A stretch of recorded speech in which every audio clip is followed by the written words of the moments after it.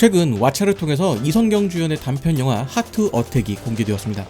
그런데 이 영화가 삼성에서 만든 영화라는 것을 아시나요?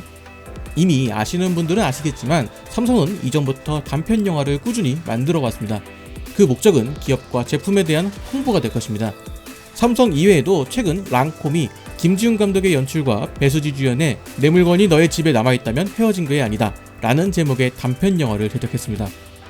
이런 식으로 최근 기업들이 이런 단편 영화를 만드는 일이 늘어났습니다. 그렇다면 기업들은 왜 단편 영화를 만드는 것일까요? 혹시나 해서 말씀드리지만 단편 영화를 찍었다고 해서 영화계의 후학을 양성하기 위한 투자는 아닙니다. 기성 감독을 섭외하여서 자사의 광고를 만드는 식이죠. 기업들이 단편 영화를 만드는 이유는 스토리를 만들기 위함입니다. 스토리는 영화나 드라마에서만 중요한 것이 아닙니다. 모든 곳에서 스토리는 상당히 중요한 역할을 합니다. 자, 한 가지 예를 말씀드리겠습니다. 태풍으로 인해 수해를 입은 사과가 있습니다. 상품성은 떨어지지만 일반적인 사과와 다를 것이 없는 사과죠. 이 사과를 싸게 팔기 위해서 내놓았습니다. 하지만 모양도 예쁘지 않고 포장도 잘 되어 있는 사과도 많기에 사람들의 신뢰를 얻지 못하고 팔리지 못한 신세가 되었죠. 다음날 이 사과에 이런 팻말을 하나 더 추가했습니다. 이 사과는 태풍을 견뎌낸 사과입니다.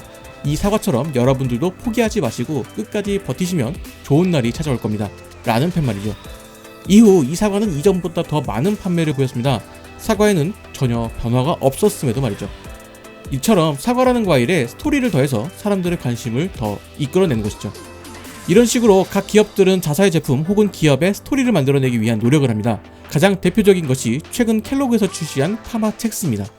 이 제품의 스토리는 16년 전 자사에서 진행한 투표에서 파마첵스가 인기를 끌었고 이후 소비자들이 끊임없이 파마첵스에 대한 요구로 인해서 만들어진 제품이라는 것이죠. 이 이야기를 알고 있는 분들에게는 큰 화제가 될 것이고 모르는 분들에게도 매력적인 스토리가 될 수 있다는 것입니다. 사실 파마첵스는 맛있는 제품은 아닙니다. 하지만 그 스토리로 인해서 마케팅에 큰 돈을 들이지 않았음에도 많은 인플루언서들이 언급을 하며 화제가 된 것이죠. 삼성은 이런 스토리 마케팅에 적극적인 회사 중 하나입니다. 이미 삼성은 이전부터 꽤 많은 단편 영화를 만들어 왔습니다. 더불어 기사를 통해서 삼성의 스마트폰이 사람의 목숨을 구했다는 이야기를 한 번쯤 접해보셨을 겁니다. 이런 이야기들도 스토리 마케팅의 일부라 볼 수 있겠죠. 해외 기업의 경우 스토리텔링을 통한 마케팅을 적극적으로 활용하고 있습니다. 대표적인 기업이 나이키와 애플입니다. 특히 나이키와 같은 스포츠 브랜드는 이런 스토리텔링 마케팅을 적극적으로 활용하는 편입니다. 애플의 경우도 대부분의 CF가 자사의 기술이 어떤 식으로 일상에 활용되는지를 홍보하고 있습니다. 자사의 제품이 좋다는 느낌보다는 자사의 제품이 일상에 이런 도움을 주고 있다, 활용이 이렇게 되고 있다 라는 느낌을 주어 고객들이 자사의 제품을 구매했을 때 같은 경험을 할 수 있다는 것을 강조하고 있죠. 더 가까운 예로 유품이나 가보가 존재할 것입니다. 다른 사람 눈에는 별것 아닌 물건이지만 당사자들에게는 나름의 사연이 존재하는 물건입니다. 때문에 같은 물건이라도 더 애착이 가는 것이죠. 스토리텔링은 해당 물건에 의미 부여를 하는 작업인 것입니다. 이처럼 스토리는 우리 일상 많은 부분에 영향을 끼치고 있습니다. 때문에 스토리텔링은 점점 주목을 받는 분야이며 이를 가장 잘 보여주는 컨텐츠가 바로 영화인 것이죠. 앞서 언급한 랑콤의 경우 단편 영화를 통해서 주연 배우이자 자사의 모델인 수지를 이용해서 제품에 의미 부여를 하는 것이죠. 이를 통해서 고객들에게 수지와 같이 조금 더 당당한 여성이 될 수 있다는 것을 어필하고 있습니다. 삼성의 경우도 이전에 제작한 단편 영화인 두 개의 빛, 릴루미노라는 영화를 통해서 자사에서 출시 예정인 릴루미노를 선보인 적이 있습니다. 이 단편 영화는 유튜브에 무료로 공개되어 있습니다. 영화 자체도 괜찮은 편이니 혹시 궁금하신 분들은 관람을 추천드립니다. 릴루미노는 저시력자를 위한 VR 기술로 극중 시각장애를 가진 인물이 릴루미노를 통해서 세상을 바라볼 때 감동을 전합니다. 이렇게 이 제품에 대한 가치를 스토리를 통해서 자연스럽게 전하는 것이죠. 초반에 이야기한 하트 어택 또한 그런 관점에서 보면 상당히 성공한 영화입니다.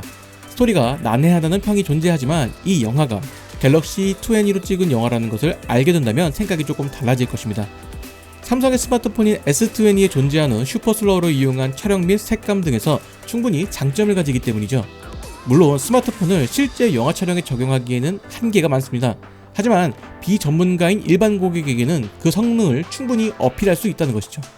저도 영화를 보면서 핸드폰으로 찍었다는 생각이 들지 않을 정도로 괜찮은 색감과 화질을 보여주었다고 생각합니다.